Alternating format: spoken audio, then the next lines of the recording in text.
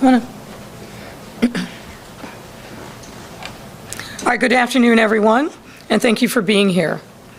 Today, we're here to announce our city's latest step in advancing a clean energy future and economic opportunities for residents. And joining me in this announcement are Commissioner of the Department of Assets and Information, Sandra Blakemore, Chief Sustainability Officer, Angela Tovar, and ComEd CEO, Gil Quinones. I am pleased to announce that today an ordinance was introduced to City Council that will establish a nation-leading franchise agreement and energy equity agreement with ComEd. These agreements, which will be fully vetted by the City Council, are critical steps forward in our work to ensure the ongoing reliability of Chicago's electricity grid, as well as accelerate an equitable transition to a clean energy economy in all 77 communities. Notably, this franchise agreement hasn't been renegotiated with ComEd in 30 years. And the current status quo from 30 years ago is woefully insufficient to meet today's needs for equity and inclusion that our residents desperately need and depend upon. And that's before the original term of the agreement expired.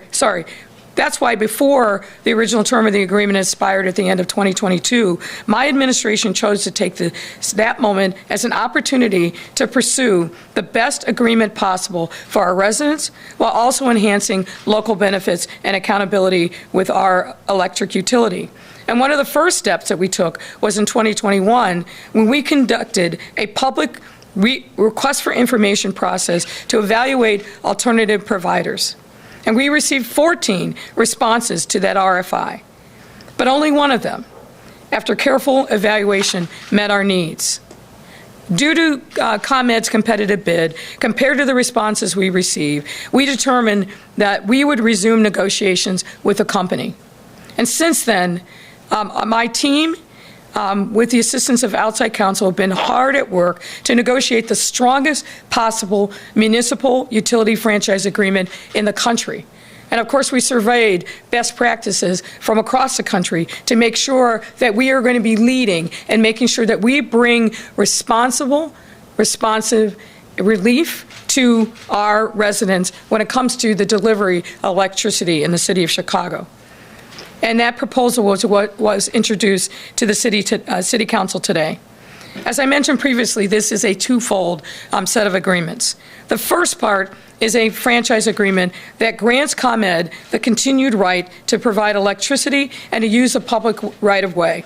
And the second part is a first-of-its-kind energy and equity agreement, or EEA, that establishes environmental, social, economic objectives that ComEd and the city will pursue together.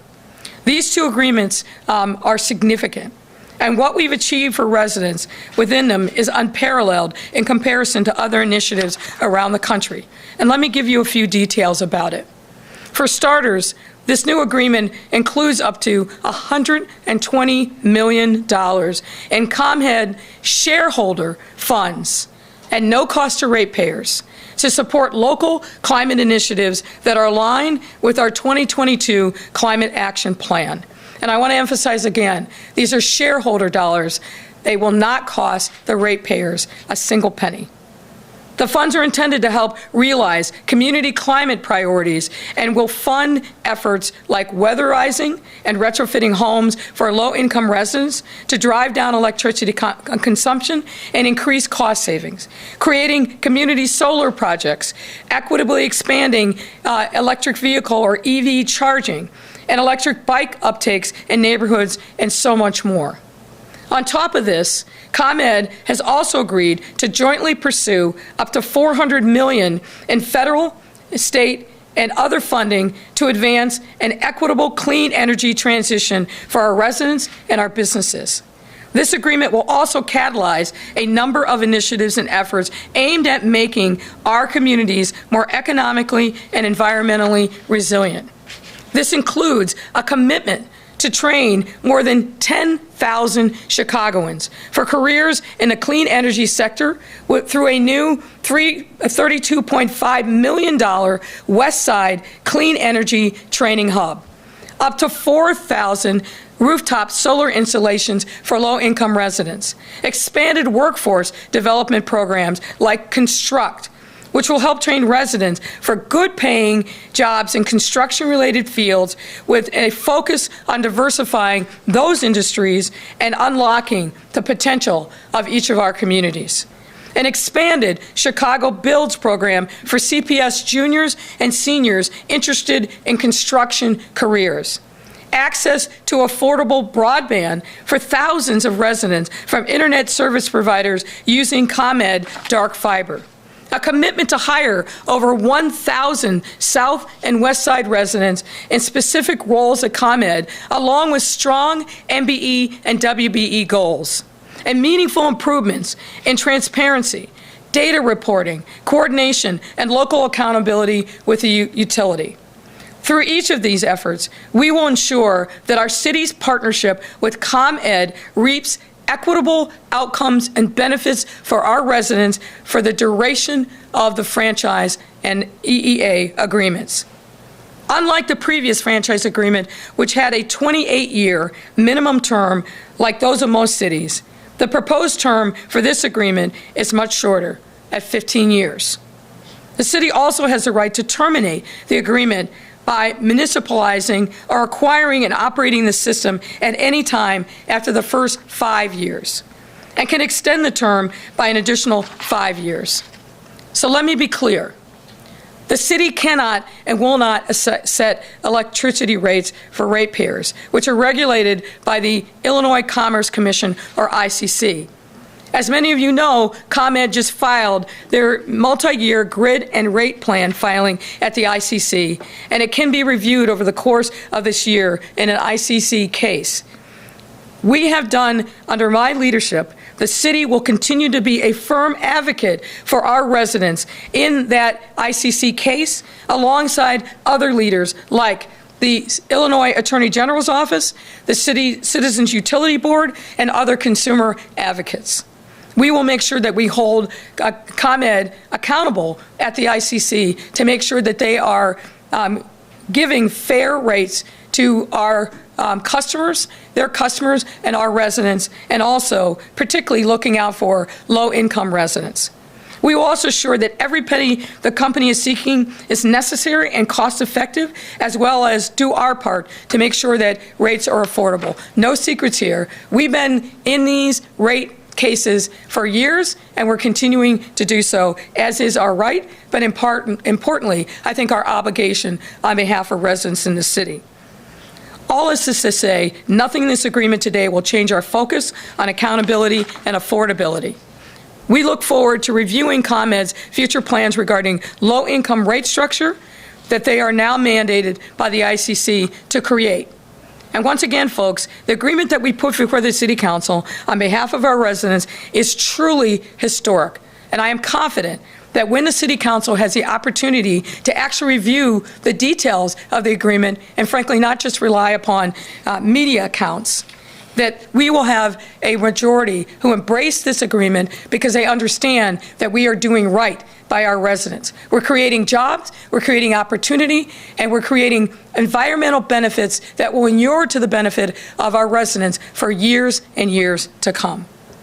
So together with members of the City Council, we can and will do the following. Assure an adequate, safe, and reliable supply of electricity for residents. Prepare our electric system to be resilient in the face of climate threats and equitably reduce energy cost burdens facing our residents. Promote a clean energy future for all by bringing the benefits of energy efficiency, affordability, and carbon-free transportation options to residents. And work to expand workforce and economic opportunities for Chicagoans in a clean energy economy, which is a special focus on residents who are at the front lines of the climate crisis. Now, next you'll hear from ComEd CEO Gil Quinones, and then we'll take your questions. Thank you, Mayor Lightfoot. My name is Gil Quinones. I'm the Chief Executive Officer of ComEd. I came from New York.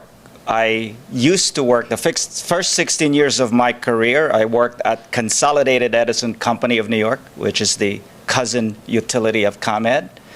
I then worked for Mayor Bloomberg as his senior vice president of energy and telecommunications right after 9/11 to help in the rebuilding of the city of New York, and then joined the New York State Power Authority for 14 years, the largest state-owned electric utility in the United States, and I was the chief executive officer there for 10 years. It's an honor to be here today for this historic announcement. ComEd is proud of our century-long history with the city of Chicago. We're equally proud to be providing the most reliable service ever in that history and some of the lowest average monthly bills in the nation to the people who call Chicago home and the businesses that drive Chicago's economy. The agreements we're announcing today, a new franchise with the city and a groundbreaking energy and equity agreement, are a win-win for Chicago and its residents. Together, they will help advance the city's ambitious climate action plan and invest in an equitable transition to a cleaner, healthier energy future for Chicago. In addition to improving access to cleaner energy for all, these agreements expand workforce development initiatives, including in under-resourced communities, to grow the local clean energy workforce in Chicago. They expand clean transportation options to help ensure residents can tap into the environmental and economic benefits of electric vehicles. These agreements provide tools that empower Chicago families and businesses to reduce their energy use and save money on their bills. And they enable ComEd to continue to provide the industry-leading service that our customers who live and work here depend on. The Energy and Equity Agreement supports the city's goals of clean energy, cleaner air, and a healthy environment for all Chicago residents and communities. It invests in growing renewable energy, and it accelerates the electrification of transportation so that as many Chicagoans as possible can enjoy the benefits of new energy technologies. As the mayor has said, it provides the funding of a new nonprofit entity that will invest up to $120 million in neighborhood projects for a clean and equitable energy future.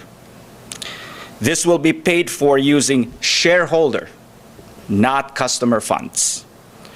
There are many, many examples of the ways these robust agreements will help address the climate crisis and public health needs, put Chicagoans to work, address affordability issues, and ensure transparency. I'd like to highlight just a few. We will seek approval to build a $32.5 million clean energy training hub in Chicago's West Side, where 10,000 residents will train and reskill for careers at ComEd or other companies supporting the clean energy transition. Each year of the agreement, 35% of new entry-level field trade roles and 20% of new customer service roles at ComEd will be filled by Chicago residents from under-resourced communities, a total of about 1,000 jobs expected over the term. We will invest $24 million in energy efficiency weatherization to lower energy usage and lower energy costs for single-family and multi-unit households in under-resourced communities.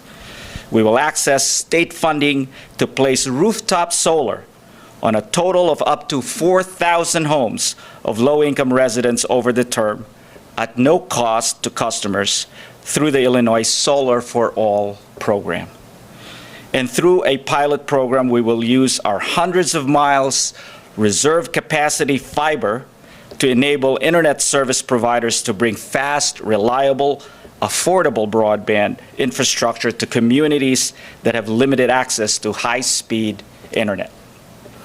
These agreements come together with the multi-year plans ComEd recently proposed to the Illinois Commerce Commission, which, in our view, support the broader economic equity and environmental goals of the region. And with a term of 15 years, the option of a 5-year extension, these agreements proposed today balance the need for sustained investment and long-term planning with flexibility and optionality for the city. I'd like to thank the administration of the City of Chicago for its partnership in getting to this point. We look forward to a continued partnership that brings the benefits of clean, reliable, and affordable energy to every Chicago community. Thank you. Thank you. All right, thanks, Mr. Quinones. Members of the media, Stephen and I will pass down the mic. 2 questions per reporters. We'll kick it off with Greg Pratt, Tribune. Good afternoon, Mayor. Good afternoon. Can you, there was the Save a Lot is opening in Englewood where the Whole Foods used to be, and there was some criticism from some people, including Alderman Coleman, that, you know, you're replacing a high-end store with a lower-end store.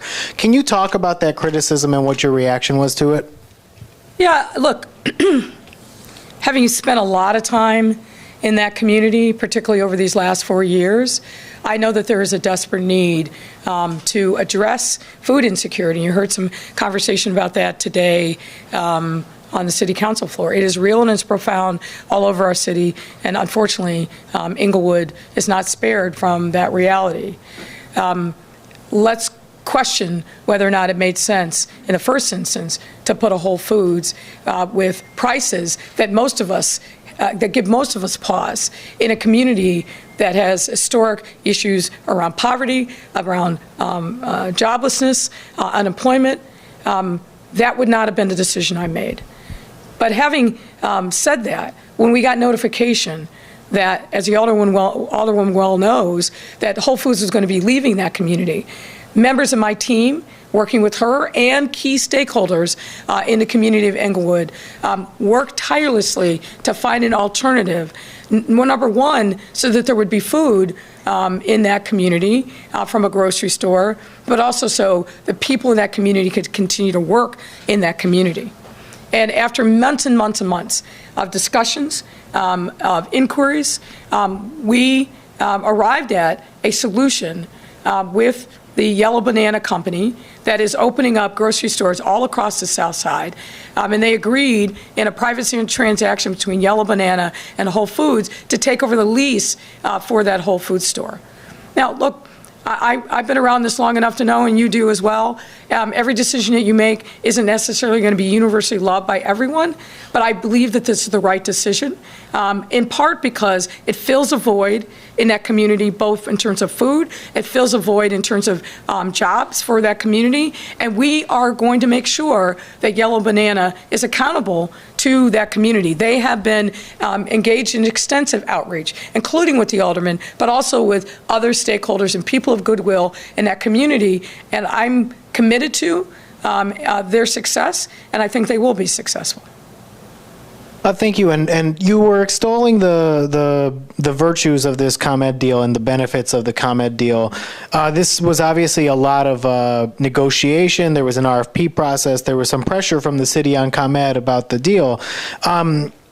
Is this a better deal than you would have gotten without all of that process, or is this a deal you would have gotten no matter what?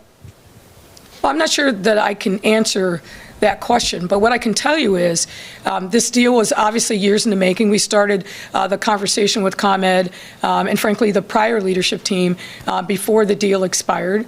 And then when the new leadership team came in, led by CEO Quinones, we quickly got him up to speed on what our core values were, what we wanted to see out of this agreement. We didn't want to just simply sign a franchise agreement for the distribution of electricity. We wanted to make sure that this was an opportunity for us to transform our relationship on behalf of our residents, to provide them with great benefits, environmentally sound projects in their neighborhoods, and particularly jobs, jobs, jobs. The old franchise agreement, and no criticism there, was from 1992, but this is something that meets today's needs for climate action, today's needs for making sure that we're creating pathways into the green economy for our residents, particularly those residents who've been most challenged by climate issues. And as I don't like the term win-win, but I'm going to repeat what Gil said. I do think that this is a huge win for our residents and for our city, and it gives us a measure of control and accountability, in part because we're not signing away an agreement for another almost 30 years. So I believe very strongly in this agreement. We negotiated very, very hard, as I think Gil and his team could attest. Literally, up until the last minute, we were still negotiating the finer points over the course of the weekend and Monday, but I believe very strongly in this deal, and I'm confident, as I said before, when members of the City Council actually have an opportunity to read it, ask questions, kick the tires, they're going to see this is a big deal, significant win for the residents of our city, and it's something, frankly, that they're going to be able to go back to their communities and say, we got this done for you. Just one follow-up. Why don't you like the term win-win? I just don't like it. Alice? There are some things that people say all the time, like think out of the box and other things. They just become trite, and in my mind, they don't really say anything. So I try to avoid them. Thanks, Mayor. Alice, Tribune? Hi, Mayor. Do you think there could be any new details or revelations out of the ComEd or Madigan trials in the next year that would make you regret this deal or its timing? I don't think the two align or are the same. This is brand new leadership.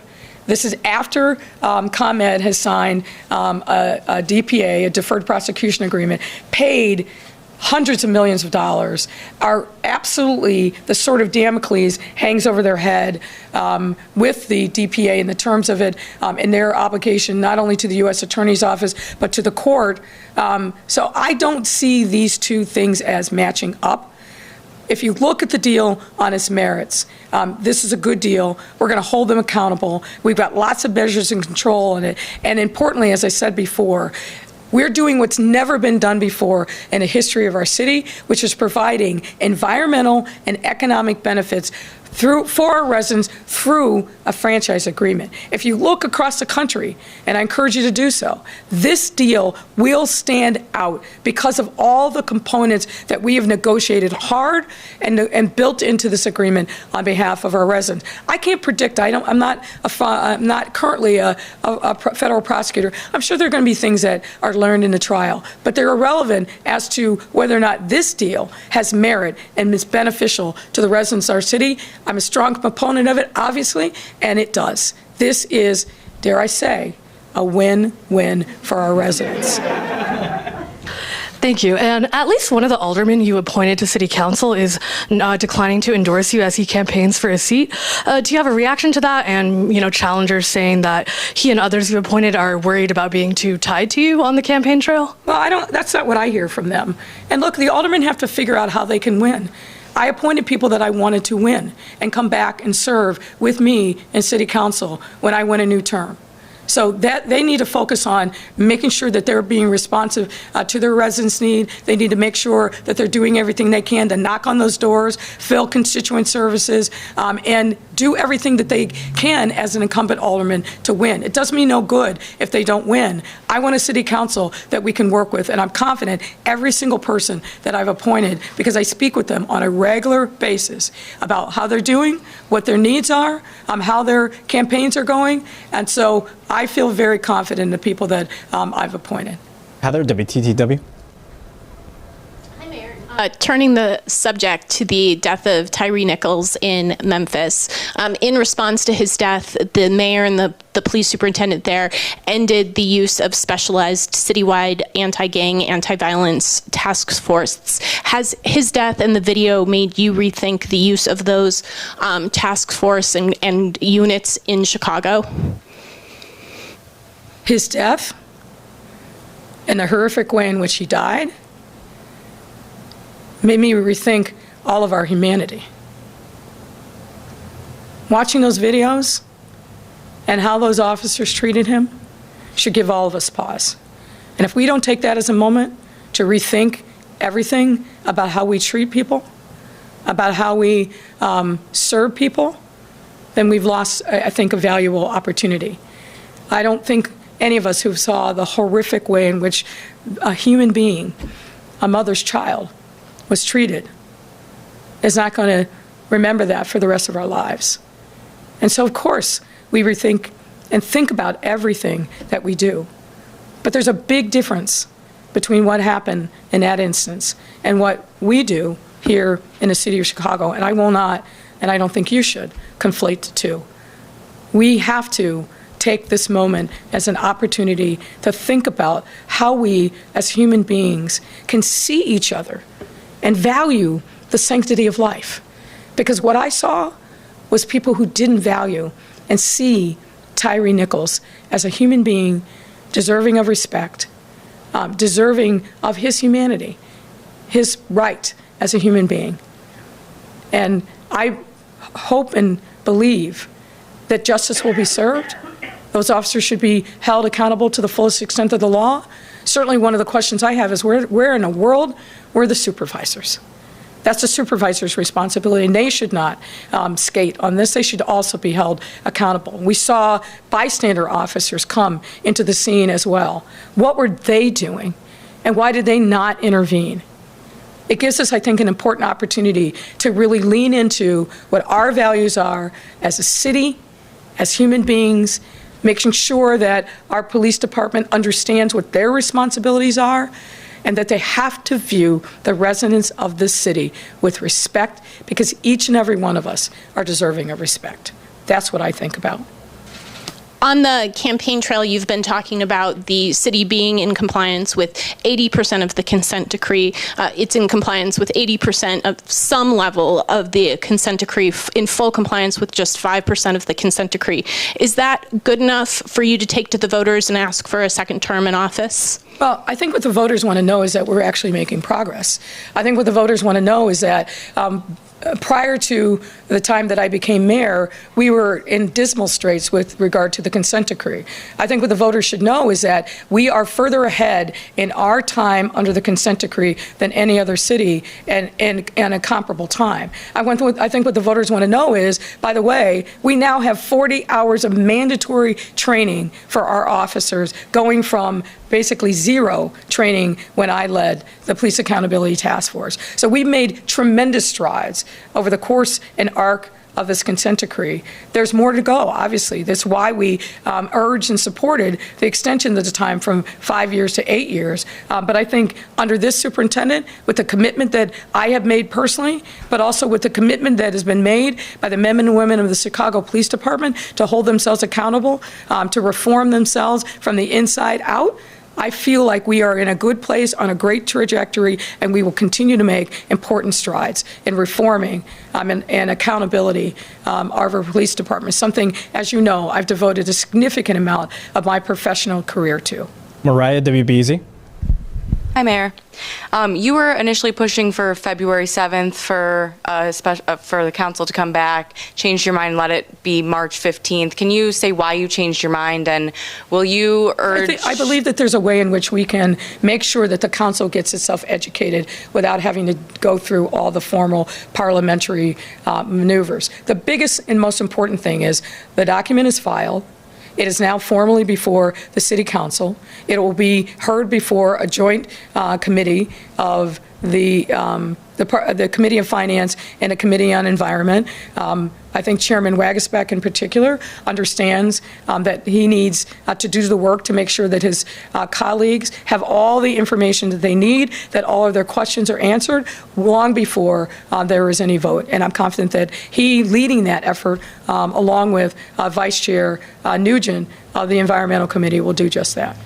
Do you commit to, since this isn't a massive deal coming from your administration, do you commit to calling for subject matter hearings as Alderman Garza? Whenever somebody says to me, do you commit, I always take a step back. What I am committed to, as I have been committed to from day one, is to make sure that the members of the City Council have all the information that they need prior to the time that they take a vote. And that may manifest itself in a lot of different forms. And I think we've got to let the council decide how it is that it wants to get information and hear from the principal actors related to this very important franchise and EEA agreement.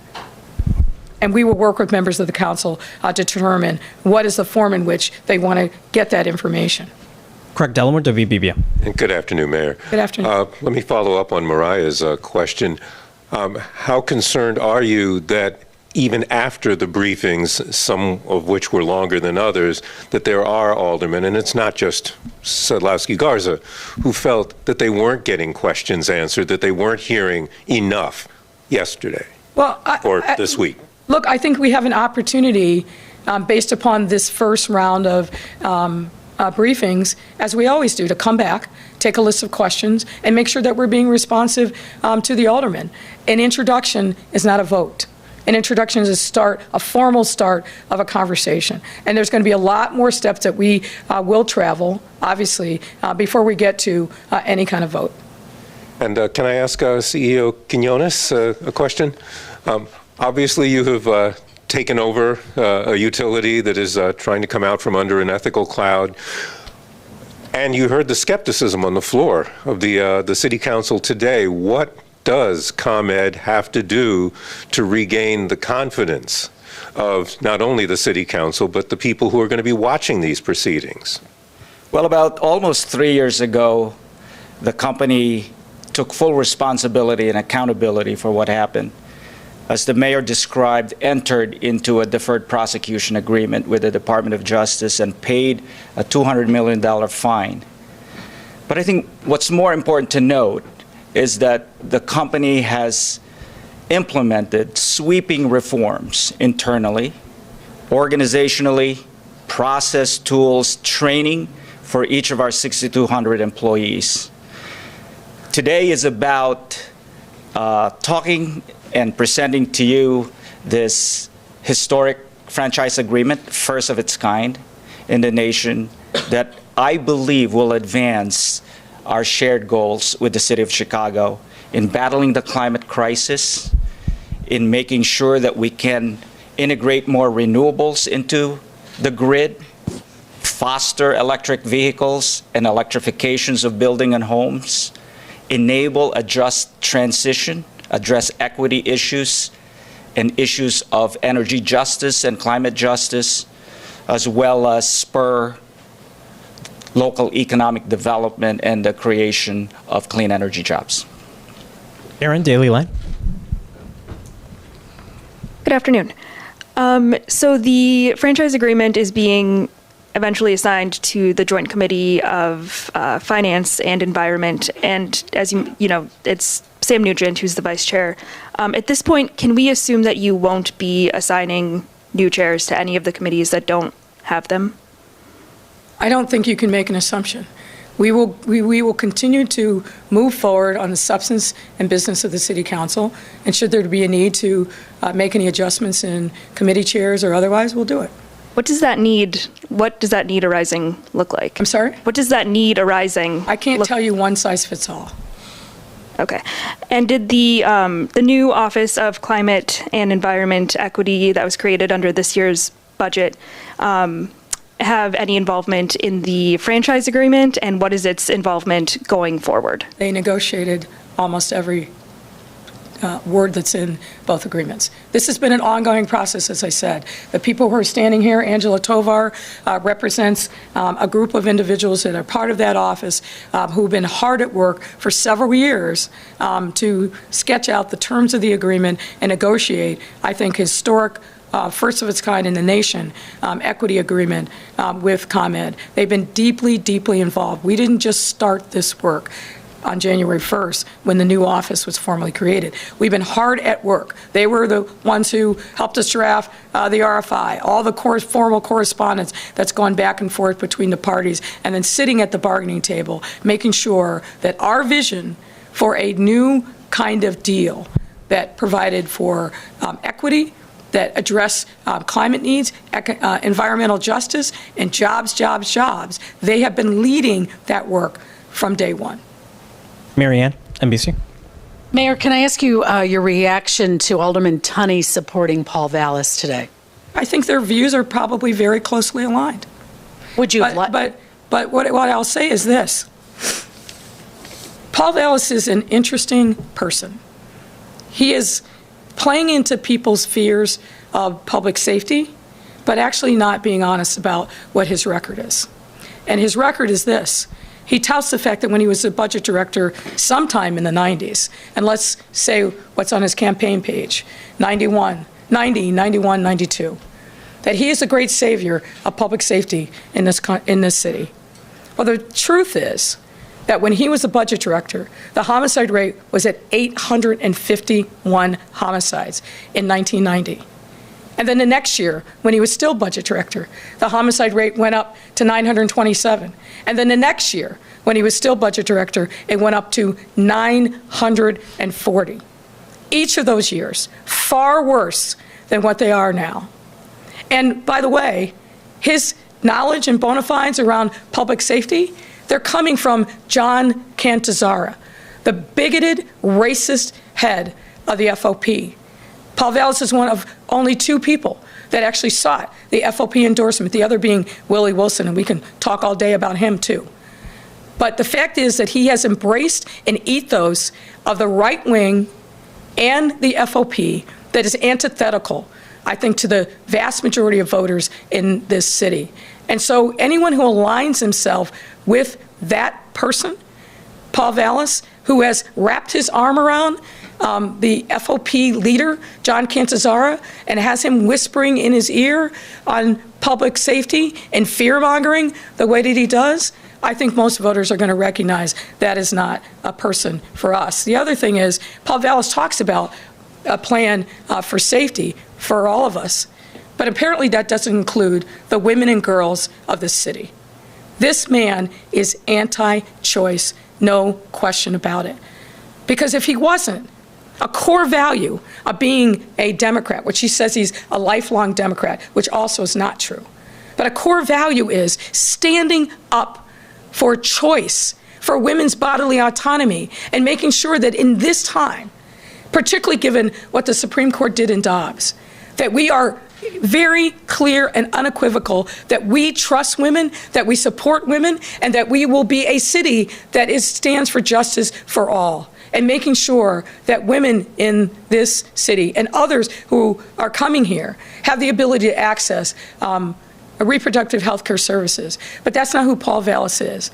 For 257 days, up until there was a women's forum, Paul Vallas, who is Mr. Word Vomit on Twitter, said not one word about choice, bodily autonomy, or anything that respected the rights of women. 360 tweets between when the Dobbs decision was leaked last May and when the Women's Forum happened a few weeks ago.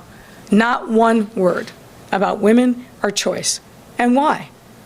Because he doesn't believe in women's choice. He doesn't believe in abortion rights. He doesn't believe that women should have bodily autonomy. And so there will be people who align themselves with him. Their values are going to be more aligned with him than mine, and they're going to be more aligned they're not going to be aligned with the vast majority of the people in the city.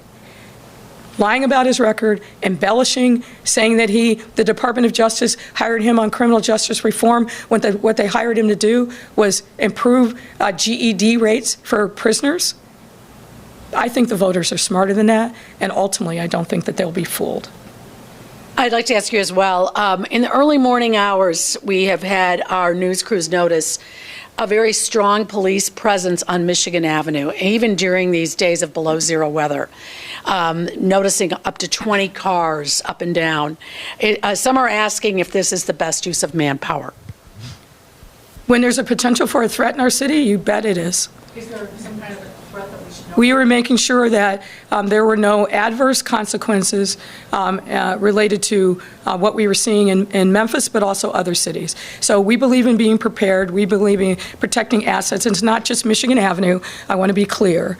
We were protecting commercial corridors all across the city from the time that we got notification that those videotapes would be released, and then, of course, when they were released. I think people in the city expect the police to be proactive and make sure that we're protecting people, property, and businesses, and that's precisely what we're doing. Sarah Schulte, ABC. Hi, Mayor. Are you concerned about this ComEd deal if the outcome of the election is not in your favor in February? No, I'm not. First of all, the outcome of the election will be in my favor, 100%. I'm very confident in that. But I also believe that I will be the mayor for the next 4 years, and we're going to get this deal done because it's a great deal for our residents. And then just, this is not my second question, but it's attached to that question. Oh, no. That's no, because but one of your competitors, mayoral competitors, calls the deal suspect because you've received campaign contributions over the years from ComEd.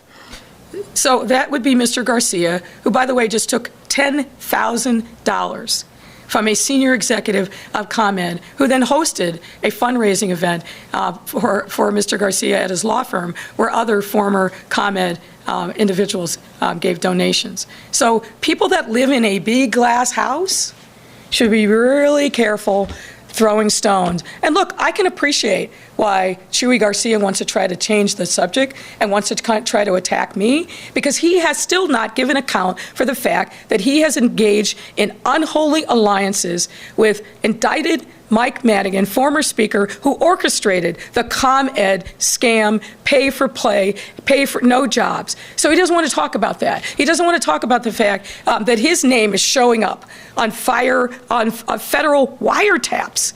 He doesn't want to talk about that. He doesn't want to talk about the fact that he continued to stand by the disgraced, now indicted former speaker when the storm clouds of the federal investigation and the Me Too scandal that led to 19 members of the House saying no more. None of the people that are part of Chuy Garcia's organization were part of those 19. Why not? Ask him that question.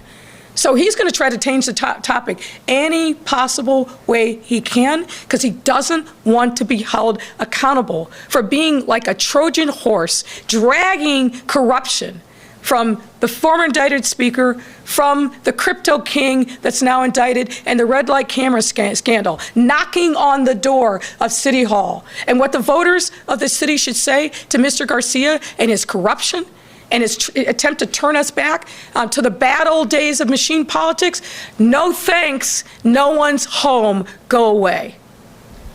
This is from my colleague Craig Wall, who it's about the Vallis endorsement. How critical do you think the white lakefront liberal vote is in your reelection? I think every vote that I can get from any neighborhood in the city of Chicago is important and critical, and that's why I'm fighting hard everywhere I go to make sure that people remember and understand how we have delivered for them over and over and over again over these 4 years, but also to make sure that they're aware of the fraud that's being perpetrated on them by people like Paul Vallis. Justin Cranes. Hi, Mayor. Back on the ComEd deal, can you explain, why it's better to send that shareholder payment, the $100 million or up to $120 million, into a nonprofit rather to the city itself? What do you believe is the benefit of that? Are there any potential pitfalls that you're worried about going that route? I'm going to refer to a CEO because there are some legal considerations that went into that particular construct in the agreement. We believe that it is the best vehicle to balance the optimal deployment of those funds to advance our shared goals on number one. Number two, to balance it with transparency and accountability and controls. So that's what we believe is the best structure for that $90 million.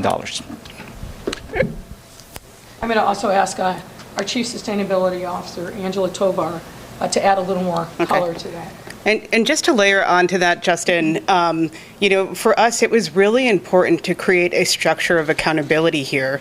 Within that nonprofit, there will be a board that will be appointed by, the mayor will appoint the board, and it will be approved by City Council.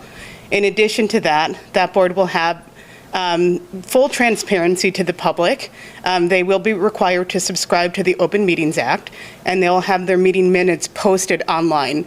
So we wanted to make sure that as we were making this as the board was making these critical decisions related to the $100 million and the money that was going to be doled out to community groups, to local businesses, to sister agencies, to the city, that we had a group of independent decision makers that were there to review the proposals, and that there was full transparency in terms of their decisions. They are also going to be required to provide annual reporting as well. And then on the, the West Side building, the job training center, the $32.5 million thing. So we're reporting today that is, ComEd is seeking to pay for that through ratepayers. This is not through shareholder payments. This is something that they've asked for through the ICC previously. Why is this being included as part of this deal as something that's been negotiated rather than something they've already asked for and is just kind of being tacked on to this deal? Well, I'll start, and then I'll invite CEO Quinones to start. What's different is that we have structured this in such a way that we're going to make sure that local residents in particular, and particularly those residents that have been most impacted by climate issues, have a pathway to make sure that they get the training that leads to good jobs. That is, I think, fundamentally different, and why we are frankly excited about this opportunity. Yep. Yeah. And that training center on the west side also, there is a need for skilled workers to effectuate this energy transition. That is a known fact. In fact, study that we've made project that the energy transition will need at least 40,000 net new jobs by 2030 to really advance this. So there is that need. That's why we included it in this plan. What's different is that the city wanted to make sure that we make investments where they can have the most impact, and making an investment on the west side, training up to 10,000 workers during this term can be really a game changer in that part of our city. I'm sorry, just a thought. Have you already bought the building? Is the building already located, or are you still searching? Not yet. Where will it? Not yet. And by the way, I also just want to add that it's not just ratepayer money. We are jointly seeking for federal and state funding. Federal funding from the Infrastructure Investment Jobs Act, the IRA, Inflation Reduction Act, and also funds that are going to be available from CEJA, the Climate Equitable Jobs Act. Mayor, Mr. Quinones, thank you very much. It's a wrap, everyone. Have a good day. Thank you.